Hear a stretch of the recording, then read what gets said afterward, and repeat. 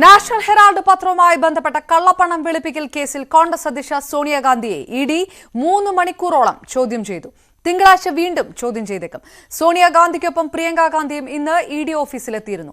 സോണിയാഗാന്ധിയെ അനുഗമിക്കാനുള്ള എംപിമാരുടെ ശ്രമം പോലീസ് തടഞ്ഞു. എസിസി ആസ്ഥാനത്തിന് പുറത്ത് പ്രതിഷേധിച്ച രാജസ്ഥാൻ മുഖ്യമന്ത്രി അശോക് ഗെഹ്ലോട്ട് കെ.സി. വേണുഗോപാൽ അടക്കമുള്ള നേതാക്കളെ അറസ്റ്റ് ചെയ്ത് നീക്കി. 12 മണിയോടെയാണ് സോണിയാഗാന്ധി ഇഡി ഓഫീസിലെത്തിയത്. ആരോഗ്യാവസ്ഥ മോശമായതിനാൽ നേരത്തെ ആവശ്യപ്പെട്ട തീയതികളിൽ സോണിയ ഇഡിക്ക് മുൻപിൽ എത്തിയിരുന്നില്ല. എസിസി ആസ്ഥാനത്തിന് മുന്നിലൂടെ കടന്നുപോയ സോണിയയ്ക്ക് അഭിവാദ്യങ്ങളുമായി നേതാക്കളും പ്രവർത്തകരും എത്തി.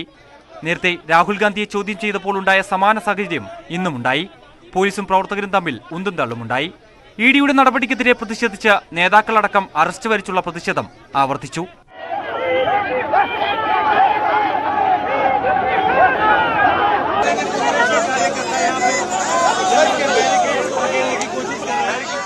പാർലമെന്റിലെ ഇരുസഭകളിലും പ്രതിഷേധം ആളിക്കത്തി.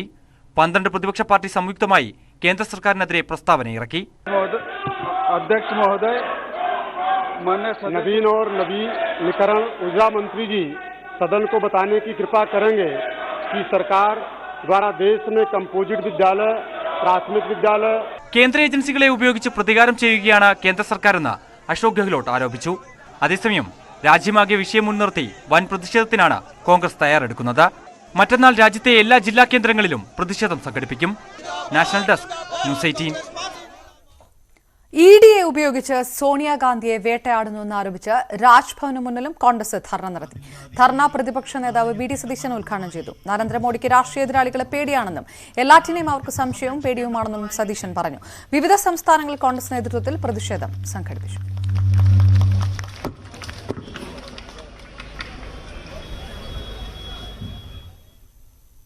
സോണിയാഗാന്ധിയെ ഇഡി ചോദ്യം ചെയ്തതിലാണ് പ്രതിഷേധിച്ച് തിരുവനന്തപുരം തമ്പാനൂരിൽ യൂത്ത് കോൺഗ്രസ് പ്രവർത്തകർ ട്രെയിൻ തടഞ്ഞു. ഷാഫി പറമ്പിലിന്റെ നേതൃത്വത്തിലായിരുന്നു പ്രതിഷേധം. യൂത്ത് കോൺഗ്രസ് പ്രവർത്തകരെ അറസ്റ്റ് ചെയ്ത് നീക്കി.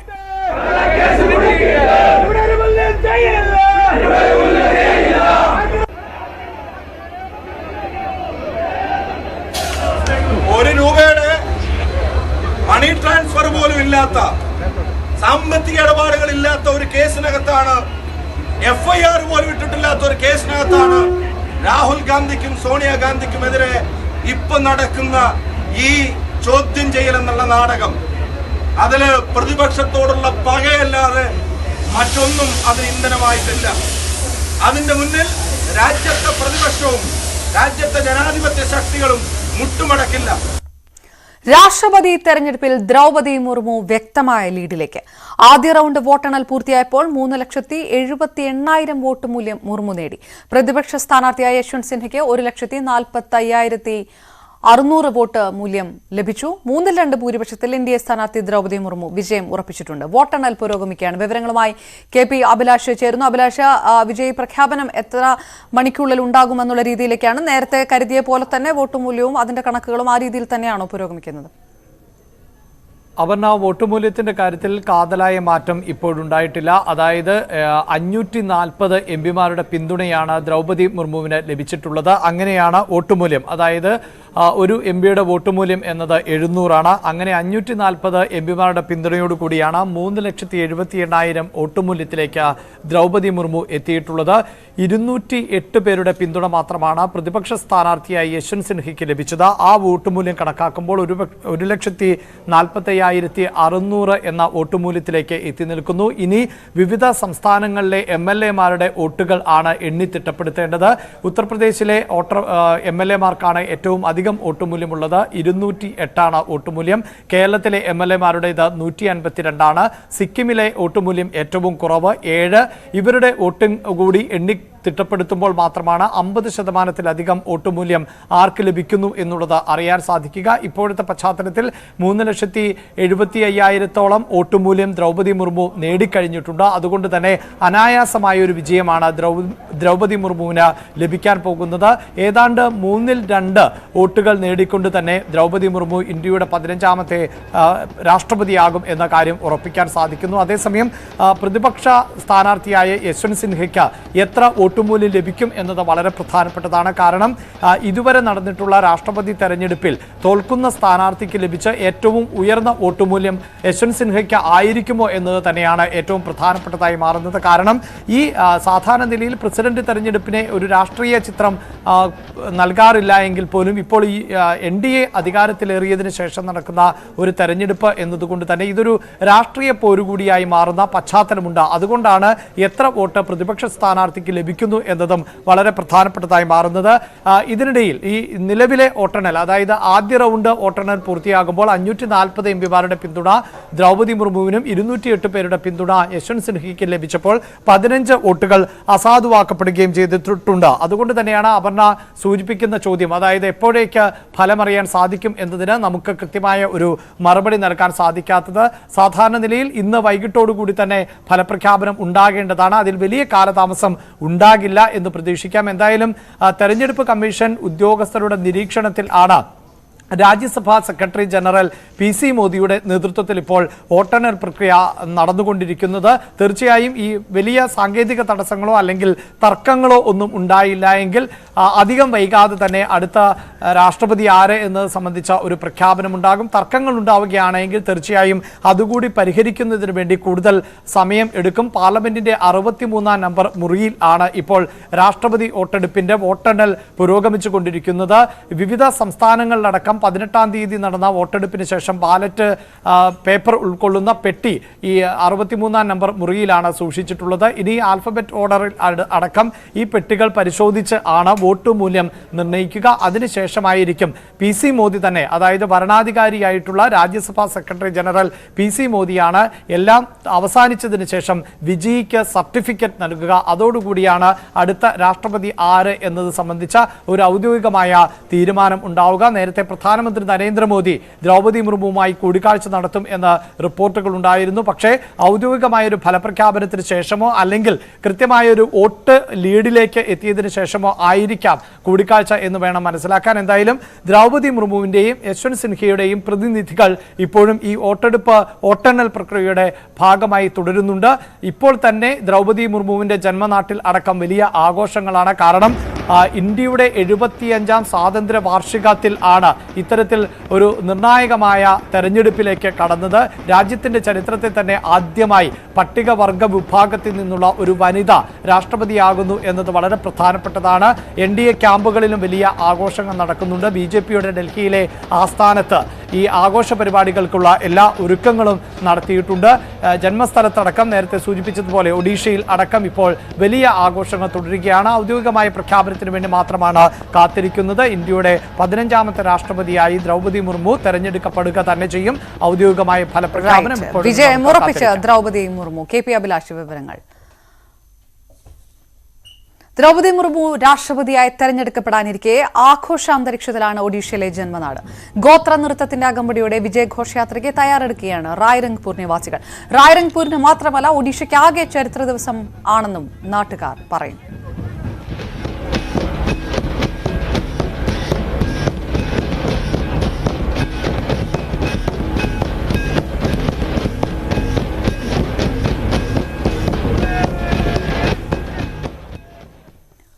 മുൻ മന്ത്രി KT ജലീൽ രാജ്യവിരുദ്ധ പ്രവർത്തനങ്ങൾ നടത്തിയെന്ന് സ്വപ്ന സുരേഷ് ഹൈക്കോടതിയിൽ. നയതന്ത്ര ചാനൽ ദുരുപയോഗം ചെയ്തുള്ള എല്ലാത്തിനും KT ജലീൽ പിന്തുണ വാഗ്ദാനം ചെയ്തിരുന്നു. വാട്സ്ആപ്പ് ചാറ്റുകൾ അടക്കമുള്ള തെളിവുകൾ കോടതിയിൽ സമർപ്പിച്ചു. ഗൂഢാലോചന കേസ് റദ്ദാക്കണമെന്ന് ആവശ്യപ്പെട്ടുള്ള ഹർജിയിലാണ് സ്വപ്നയുടെ സത്യവാങ്മൂലം. MS അനീഷ് കുമാർ ചേരുന്നു. അനീഷ്, ഇന്നലെ പറഞ്ഞതുപോലെ തന്നെ സ്വപ്ന ഇതിന് ആരോപണങ്ങൾക്ക് ഉപോത്ബലകമായിട്ടുള്ള തെളിവുകളും കോടതിയിൽ സമർപ്പിക്കുമെന്ന് പറഞ്ഞിരുന്നു. അത് എന്തെല്ലാം തെളിവുകളടക്കം എന്തെല്ലാം ആരോപണങ്ങൾ ഉന്നയിച്ചിട്ടുണ്ട് കോടതിയിൽ എന്നുകൂടിയാണ് മനസ്സിലാക്കാൻ കഴിയുന്നത് ഈ നിമിഷത്തിൽ. അപർണ, തെളിവുകളുടെ ആധികാരികതയും മറ്റുമൊക്കെ പരിശോധിക്കേണ്ടതുണ്ട് എങ്കിൽ പോലും ഇന്നലെ പറഞ്ഞ രീതിയിൽ മുൻ മന്ത്രി KT ജലീൽ രാജ്യവിരുദ്ധ പ്രവർത്തനങ്ങൾ നടത്തിയെന്ന് ചൂണ്ടിക്കാട്ടിയാണ് ഇപ്പോൾ സ്വപ്ന സുരേഷ് ഹൈക്കോടതിയിൽ മറുപടി സത്യവാങ്മൂലം നൽകിയിരിക്കുന്നത്. വാട്സാപ്പ് ചാറ്റുകൾ അടക്കമുള്ള തെളിവുകളും കോടതിയിൽ സമർപ്പിച്ചിട്ടുണ്ട്. നേരത്തെ സംസ്ഥാന സർക്കാർ പോലീസ് രജിസ്റ്റർ ചെയ്ത ഗൂഢാലോചന കേസ് റദ്ദാക്കണമെന്ന് ആവശ്യപ്പെട്ട് സമർപ്പിച്ച ഹർജിയിലാണ് സ്വപ്നയുടെ ഈ സത്യവാങ്മൂലം ഉൾപ്പെടുത്തിയിരിക്കുന്നത്. UAE ഭരണാധികാരിയുമായി ബന്ധമുണ്ടാക്കാനായി KT ജലീൽ ബോധപൂർവം തന്നെ സമീപിച്ചിരുന്നു എന്ന് സ്വപ്ന സുരേഷ് ഈ സത്യവാങ്മൂലത്തിൽ വ്യക്തമാക്കുന്നു. കഴിഞ്ഞ കൊറോണ കാലത്തായിരുന്നു ഇത്. നയതന്ത്ര ചാനൽ ദുരുപയോഗം ചെയ്തുള്ള എല്ലാ പ്രവർത്തനങ്ങൾക്കും KT ജലീൽ തനിക്ക് പിന്തുണ വാഗ്ദാനം ചെയ്തിരുന്നുവെന്നും വ്യക്തമാക്കുന്നു. സംസ്ഥാന സർക്കാരിന്റെയും മുഖ്യമന്ത്രിയുടെയും അടക്കം പിന്തുണ എല്ലാ കാര്യങ്ങളിലും ഉണ്ടാവുമെന്ന് കോൺസുൽ ജനറലിന് ജലീൽ ഉറപ്പു നൽകുകയും ചെയ്തു. ഒപ്പം വിദേശകാര്യ മന്ത്രാലയത്തിന്റെ അനുമതിയില്ലാതെ UAE കോൺസുലേറ്റുമായി KT ജലീൽ രഹസ്യ കൂടിക്കാഴ്ചകൾ പലതവണയായി നടത്തിയിരുന്നു. ഒപ്പം ഈ വിഷയങ്ങളൊക്കെ ബന്ധപ്പെട്ട് KT ജലീലുമായി നടത്തിയ വാട്സാപ്പ് ചാറ്റുകളുടെ പകർപ്പുകളും കോടതിയിൽ സമർപ്പിച്ചിട്ടുണ്ട്. ഒപ്പം ഈ കോവിഡ് കാലത്ത് മാധ്യമ പത്രം നിരോധിക്കണമെന്നാവശ്യപ്പെട്ട് UAE ഭരണാധികാരിക്ക് കത്തയച്ചു എന്നും സ്വപ്നയുടെ ഈ സത്യവാങ്മൂലം വ്യക്തമാക്കുന്നു. കോവിഡ് മൂലം ഗൾഫ് രാജ്യങ്ങളിലുണ്ടായ മരണങ്ങളുടെ വാർത്തകൾ ചൂണ്ടിക്കാട്ടി ഇത് പ്രത്യേകമായി പരിഗണിക്കണമെന്ന് ചൂണ്ടിക്കാട്ടിയാണ് ഈ പത്രത്തിന്റെ പകർപ്പടക്കം ഈ മാധ്യമ പത്രം നിരോധിക്കണമെന്ന് ചൂണ്ടിക്കാട്ടി ഇത്തരത്തിലൊരു കത്തയച്ചത്. UAE ഭരണാധികാരികൾക്കിടയിൽ പ്രത്യേക പരിഗണന ലഭിക്കണമെന്ന് പരിഗണിക്കാൻ സഹായിക്കണമെന്ന് ജലീൽ തന്നോട് അഭ്യർത്ഥിച്ചെന്നും പറയുന്നു. എന്തായാലും കേന്ദ്ര ഏജൻസികളുടെ അന്വേഷണം ഈ കേസുമായി ബന്ധപ്പെട്ട് തുടരുന്നതിനാൽ ഈ ഘട്ടത്തിൽ കൂടുതൽ വിശദാംശങ്ങൾ പുറത്തു പറയാനാവില്ല എന്നും സ്വപ്ന ഈ സത്യവാങ്മൂലത്തിൽ വ്യക്തമാക്കുന്നു.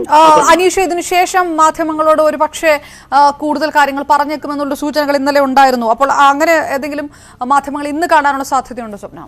ഇന്ന് മാധ്യമങ്ങളെ കാണുന്നതുമായി ബന്ധപ്പെട്ട ഒരു വ്യക്തമായ വിവരം ലഭിച്ചിരുന്നില്ല. ഇന്ന് ഈ ലൈഫ് മിഷൻ കേസുമായി ബന്ധപ്പെട്ട് CBIയുടെ മുമ്പാകെ ഹാജരാകും എന്ന് ഇന്നലെ അറിയിച്ചിരുന്നെങ്കിലും അനാരോഗ്യം നിമിത്തം ഇന്ന് CBIയുടെ മുമ്പാകെ ഹാജരാവുന്നില്ല എന്നാണ് അറിയിച്ചത്. രാവിലെ നമ്മൾ ബന്ധപ്പെട്ടപ്പോൾ ഇന്ന് മാധ്യമങ്ങളുമായി കൂടിക്കാഴ്ച നടത്തുകയല്ല, മാധ്യമങ്ങളോട് കൂടുതൽ കാര്യങ്ങൾ നേരിട്ട് പറയുകയും ചെയ്യുന്നില്ല. ഇന്ന് തൽക്കാലം ഈ ഹൈക്കോടതിയിലെ സത്യവാങ്മൂലം സമർപ്പിക്കലിൽ കാര്യങ്ങൾ ഒതുങ്ങുന്നു. വരും ദിനങ്ങളിൽ ഒരുപക്ഷെ നാളെയോ മറ്റോ ഇതുമായി ബന്ധപ്പെട്ട കൂടുതൽ കാര്യങ്ങൾ പറഞ്ഞേക്കും. CBIക്ക് ഈ കേസുമായി ബന്ധപ്പെട്ട ലൈഫ് മിഷൻ കേസുമായി ബന്ധപ്പെട്ട് മൊഴി നൽകേണ്ടതുണ്ട്. ഇത്തരം കാര്യങ്ങളൊക്കെ ഒരുപക്ഷെ നാളെയും മറ്റന്നാളും ഒക്കെ പരിഗണിക്കും എന്ന വിവരമാണ് നൽകിയത്. എന്തായാലും മാധ്യമങ്ങളെ കാണുന്ന കാര്യം നിലവിൽ സ്വപ്ന സുരേഷ് അറിയിച്ചിട്ടില്ല.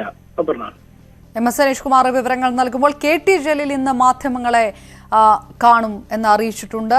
കേന്ദ്ര അനുമതി ഇല്ലാതെയാണ് UAE കോൺസുലേറ്റുമായി അടക്കം KT ജലീൽ ചർച്ചകൾ നടത്തിയതെന്ന് ആരോപിക്കുന്ന സ്വപ്ന സുരേഷ് വാട്സപ്പ് ചാറ്റ് അടക്കമുള്ളവയാണ് തെളിവായി കോടതിയിൽ സമർപ്പിക്കുകയും ചെയ്തിരിക്കുന്നത്. രാജ്യവിരുദ്ധ പ്രവർത്തനമാണ് KT ജലീൽ നടത്തിയത് എന്ന് മാധ്യമങ്ങൾക്ക് മുന്നിൽ ഇന്നലെ ആരോപിക്കുകയായിരുന്നു.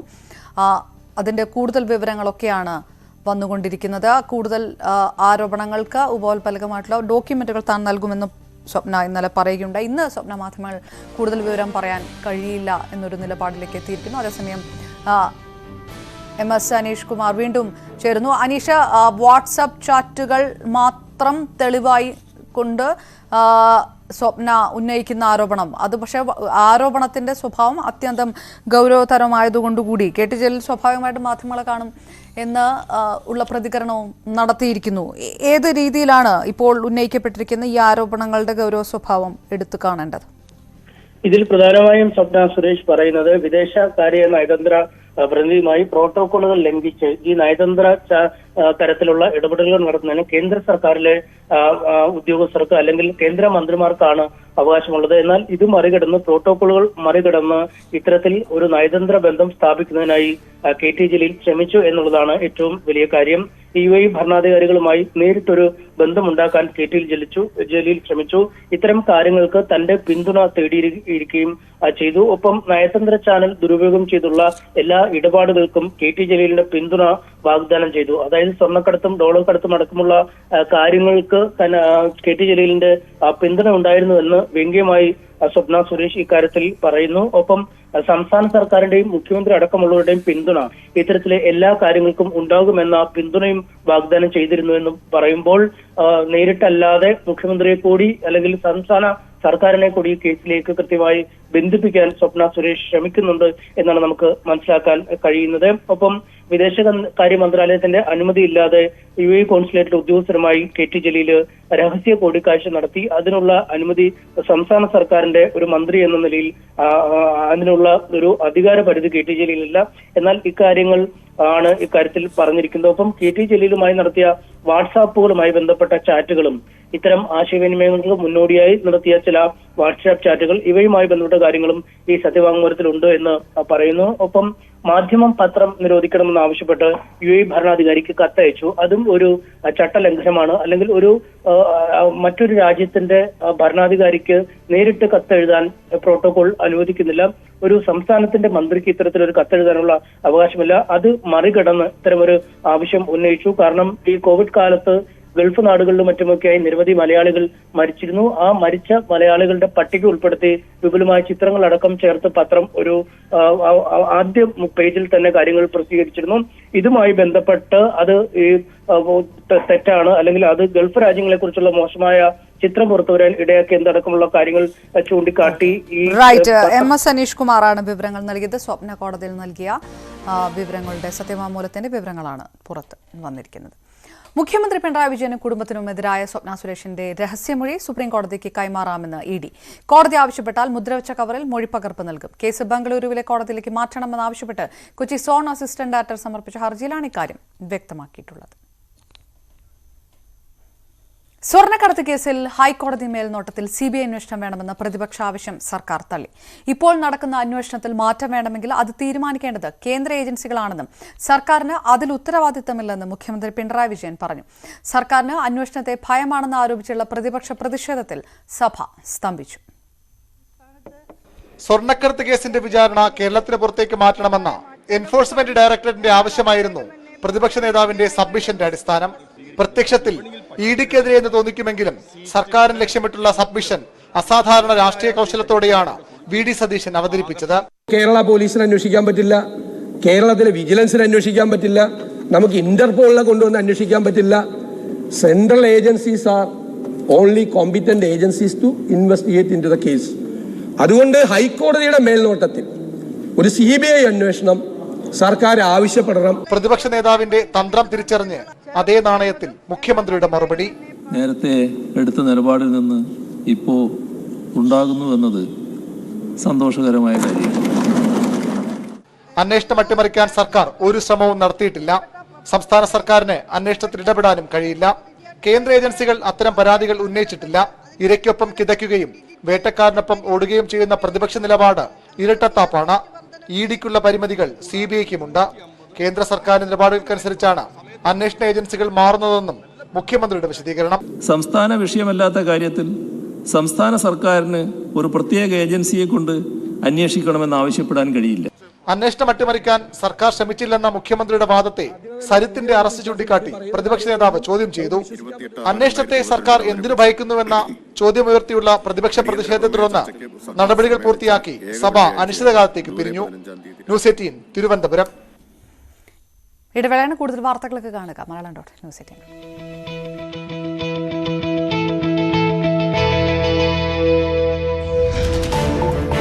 നീറ്റ് പരീക്ഷയ്ക്കെത്തിയ വിദ്യാർത്ഥിനികളുടെ അടിവസ്ത്രം അഴിപ്പിച്ച കേസിൽ കൂടുതൽ അറസ്റ്റ്. നീറ്റ് നിരീക്ഷകൻ ഡോക്ടർ ഷംനാദ്, മാർത്തോമ കോളേജ് അധ്യാപകൻ പ്രിജിൻ കുര്യൻ എന്നിവരാണ് അറസ്റ്റിലായത്. നേരത്തെ അറസ്റ്റിലായവർ ഇവരുടെ നിർദ്ദേശാനുസരണമാണ് പ്രവർത്തിച്ചതെന്ന് പോലീസ് കണ്ടെത്തി. News 18 impact. നീറ്റ് പരീക്ഷാ വിവാദത്തിൽ നിർണായക അറസ്റ്റാണ് ചടയമംഗലം പോലീസ് രേഖപ്പെടുത്തിയത്. പരീക്ഷാ നടത്തിപ്പിന്റെ ചുമതലയുള്ള ഡോക്ടർ ഷംനാദിന്റെയും അധ്യാപകനായ പ്രിജി കുര്യന്റെയും അറിവോടെയാണ് കുട്ടികളുടെ അടിവസ്ത്രം അഴിപ്പിച്ചതെന്നാണ് അന്വേഷണ സംഘത്തിന്റെ കണ്ടെത്തൽ. കേസിൽ നേരത്തെ അറസ്റ്റിലായ കോളേജിലെ ശുചീകരണ തൊഴിലാളികൾ മുകളിലുള്ളവർ പറഞ്ഞത് അനുസരിക്കുക മാത്രമാണ് ചെയ്തതെന്ന് വെളിപ്പെടുത്തിയിരുന്നു. ബയോമെട്രിക് പരിശോധനകൾക്കും മെറ്റൽ ഡിറ്റക്ടർ ഉപയോഗിച്ചുള്ള പരിശോധനകൾക്കും എത്തിയത് യോഗ്യതയില്ലാത്തവരാണെന്നും അറസ്റ്റിലായ ഉദ്യോഗസ്ഥർക്ക് അറിയാമായിരുന്നു. മാനദണ്ഡങ്ങൾ അറിയില്ലായിരുന്നുവെന്ന് ഏജൻസിയിൽ നിന്ന് ജോലിക്കെത്തി അറസ്റ്റിലായ പെൺകുട്ടികളുടെ രക്ഷിതാക്കളിൽ ഒരാൾ പ്രതികരിച്ചിരുന്നു. ഇതോടെ രാജ്യത്തെ തന്നെ പ്രധാന മത്സര പരീക്ഷകളിലൊന്നായ നീറ്റിന്റെ നടത്തിപ്പുമായി ബന്ധപ്പെട്ട വിശ്വാസ്യത തന്നെയാണ് ചോദ്യം ചെയ്യപ്പെടുന്നത്. ന്യൂസ് 18 കൊല്ലം. ന്യൂസ് 18 ഇടപെടൽ. തിരുവനന്തപുരം എഞ്ചിനീയറിംഗ് കോളേജ് പരിസരത്തെ ആൺകുട്ടികളും പെൺകുട്ടികളും ഒന്നിച്ചിരുന്ന ബസ് ഷെഡിലെ ഇരിപ്പിടങ്ങൾ മുറിച്ചുമാറ്റിയത് പുനഃസ്ഥാപിക്കും. റെസിഡൻഷ്യൽ അസോസിയേഷൻ നടപടി തെറ്റാണെന്നും നിലവിലുള്ള ബസ് കാത്തിരിപ്പ് കേന്ദ്രത്തിന് പകരം ജെൻഡർ ന്യൂട്രൽ ബസ് ഷെഡ് സ്ഥാപിക്കുമെന്നും മേയർ ആര്യ രാജേന്ദ്രൻ പറഞ്ഞു. സീറ്റ് വെട്ടിപ്പൊളിച്ച റെസിഡൻസ് അസോസിയേഷൻ നടപടിക്കെതിരെ വിദ്യാർത്ഥികളുടെ പ്രതിഷേധം സമൂഹമാധ്യമങ്ങളിൽ വൈറലായിരുന്നു. തിരുവനന്തപുരം എഞ്ചിനീയറിംഗ് കോളേജിന് സമീപത്തെ ബസ് കാത്തിരിപ്പ് കേന്ദ്രത്തിൽ വിദ്യാർത്ഥികൾ ഒന്നിച്ചു തന്നെ ഇരിക്കും. ഒരു അടിസ്ഥാനമില്ലാത്തൊരു കാര്യമായിരുന്നു. അതിന് ഇത്ര നല്ല റെസ്പോൺസ് കിട്ടിയത് നല്ല സന്തോഷമുണ്ട്. അധികം നെഗറ്റീവ് റെസ്പോൺസ് ഒന്നും എവിടെയും കണ്ടില്ല. ശരിക്കും ഇതിലും വലിയ പ്രശ്നങ്ങളൊക്കെ സദാചാര പ്രശ്നങ്ങളൊക്കെ ഉണ്ടെങ്കിലും എന്തോ ഇതിന് ഭയങ്കര സ്വീകാര്യത കിട്ടി. ചെറുതായിട്ട് എന്തെങ്കിലും അങ്ങനെ ഉദ്ദേശിച്ചത്, പക്ഷെ ഇത്രയും കത്തിക്കയറെന്ന് വിചാരിച്ചില്ല. എന്തായാലും ഇവര് സമൂഹത്തിനൊരു തെറ്റായ സന്ദേശമാണ് കൊടുത്തിട്ടുണ്ടായിരുന്നത്. അതെന്തായാലും നമുക്ക് പൊളിച്ചെടുക്കാൻ പറ്റിയിട്ടുണ്ട്. വിദ്യാർത്ഥികൾ ഒന്നിച്ചിരുന്നത് തടയാൻ സദാചാരവാദികൾ തകർത്ത ഇരിപ്പിടം കോർപ്പറേഷൻ പുനർനിർമ്മിക്കും. നിലവിലെ കാത്തിരിപ്പ് കേന്ദ്രം അനധികൃത നിർമ്മാണമാണെന്നും സ്ഥലം സന്ദർശിച്ച മേയർ വ്യക്തമാക്കി. ആധുനിക സൗകര്യത്തോടുകൂടി ഒരു ജനറൽ ന്യൂട്രൽ കാഴ്ചപ്പാട് ഉയർത്തിപ്പിടിച്ചുകൊണ്ട് വിദ്യാർത്ഥികൾക്ക്, നമ്മളിപ്പോ എപ്പോഴും പറയുന്നത് ഒരു സമൂഹത്തിൽ ഒരു ഇക്വാളിറ്റി എന്ന ഭാഗമാണല്ലോ, ആ ഭാഗം മുന്നിൽ കണ്ടുകൊണ്ട് തന്നെ നഗരസഭ അത്തരത്തിലൊരു തീരുമാനത്തിലേക്ക് കടക്കുകയാണ്. ചൊവ്വാഴ്ച വൈകിട്ടാണ് ഇരിപ്പിടം വെട്ടിപ്പൊളിച്ച നിലയിൽ വിദ്യാർത്ഥികൾ കണ്ടത്. എന്താണ് സംഭവിച്ചതെന്ന് ആദ്യം മനസ്സിലായില്ല എങ്കിലും പിന്നീട് കാര്യം പിടികിട്ടി. ശ്രീകൃഷ്ണ റെസിഡൻസ് അസോസിയേഷൻ നിർമ്മിച്ച ഈ ബസ് സ്റ്റോപ്പിൽ ആൺകുട്ടികളും പെൺകുട്ടികളും ഒന്നിച്ചിരിക്കുന്നു എന്നതായിരുന്നു ബസ് സ്റ്റോപ്പ് തകർക്കുന്നതിലേക്ക് നയിച്ചത്. കുടുംബത്തോടെ കൊച്ചുകുട്ടികളുമായിട്ട് ജീവിക്കുന്ന ആൾക്കാരാണ്. ഇതൊരു മഹാശല്യമായി പല പ്രാവശ്യം പറഞ്ഞിട്ടും കേൾക്കാത്ത കൊണ്ട് മാത്രമാണ് ഞാൻ ഓരോരുത്തർ ഇരിക്കാൻ വേണ്ടി. കാരണം രാവിലെ തൊട്ട് രാത്രി 1 മണി 2 മണിയായാലും ഇവിടുന്ന് പോകത്തില്ല. ജനങ്ങൾക്ക് ബുദ്ധിമുട്ടാണ്. തറയിൽ നോക്കിയാൽ അറിയാം, സൈഡിൽ ഓരോ കവറുകളും പാക്കറ്റുകളൊക്കെ കിടക്കുന്നു. എന്നാൽ പിന്നീട് കണ്ടത് വിദ്യാർത്ഥികളുടെ പ്രതിഷേധമായിരുന്നു. ഒരാൾക്കു മാത്രം ഇരിക്കാൻ സാധിക്കുന്ന ബെഞ്ചിൽ പെൺകുട്ടികളും ആൺകുട്ടികളും മടിയിൽ ഒന്നിച്ചിരുന്ന് പ്രതിഷേധിച്ചു. ചിത്രം സമൂഹമാധ്യമങ്ങളിൽ പ്രചരിച്ചതോടെ വിദ്യാർത്ഥികൾക്ക് പിന്തുണയേറി. 19ാം നൂറ്റാണ്ടിന് വണ്ടി കിട്ടാത്ത ടീംസൊക്കെ ഇപ്പോഴും ഉണ്ട് ഇവിടെ നാട്ടിൽ. ഒരു ആൺകുട്ടിയും പെൺകുട്ടിയും ഒരുമിച്ചിരിക്കുന്നത് ഇത്ര വലിയൊരു പ്രശ്നമായിട്ട് നാട്ടുകാർ കാണുന്നു എന്നുള്ളതിന്റെ ഏറ്റവും വലിയൊരു തെളിവാണ് നിങ്ങളിപ്പോൾ ഇവിടെ കണ്ടത്. റെസിഡൻസ് അസോസിയേഷൻ നേതൃത്വത്തിന്റെയും പ്രദേശവാസികളുടെയും നിലപാടിനെതിരെ വ്യാപക വിമർശനമാണ് ഉയരുന്നത്. സ്ഥലം സന്ദർശിച്ച മേയറും ഇവരുടെ നിലപാടിനെ വിമർശിച്ചു. കോർപ്പറേഷൻ അനുമതിയുണ്ടെങ്കിൽ കാത്തിരിപ്പ് കേന്ദ്രം പുനർനിർമ്മിച്ചു നൽകാമെന്ന് ഡിവൈഎഫ്ഐയും അറിയിച്ചു. കോർപ്പറേഷനുമായിട്ട് ആലോചിച്ച് ഡിവൈഎഫ്ഐ തന്നെ എല്ലാവർക്കും ഇരിക്കാൻ പറ്റുന്ന ഒരു ബസ് സ്റ്റോപ്പ് സംവിധാനം ഒരുക്കും എന്നുള്ളതാണ്. പല കോണുകളിൽ നിന്ന് വിമർശനമുയരുമ്പോഴും ശ്രീകൃഷ്ണ റെസിഡൻസ് അസോസിയേഷൻ നേതൃത്വം നിലപാട് മാറ്റിയിട്ടില്ല. ഇതിനിടെ ബസ് കാത്തിരിപ്പ് കേന്ദ്രത്തിൽ SFI പ്രതിഷേധ മാർച്ചും നടത്തി. ഇനിയും വിദ്യാർത്ഥിനികൾ ഒന്നിച്ചിരുന്ന് പഠിക്കട്ടെ, ഒന്നിച്ചിരുന്ന് ബസ് സ്റ്റോപ്പുകളിലും കലാലയങ്ങളിലും സൗഹൃദങ്ങൾ ഉണ്ടാകട്ടെ. ഇതൊന്നും തിരിച്ചറിയാത്ത ഒരു സമൂഹം ഇപ്പോഴും ഇവിടെയുണ്ട്. അവർ കാര്യങ്ങൾ തിരിച്ചറിയണം എന്നു മാത്രം. ക്യാമറാമാൻ ഹരിക്കൊപ്പം Umesh Balakrishnan, news 18 Thiruvananthapuram. News updates പൂർണ്ണമാകുന്നു. നമസ്കാരം.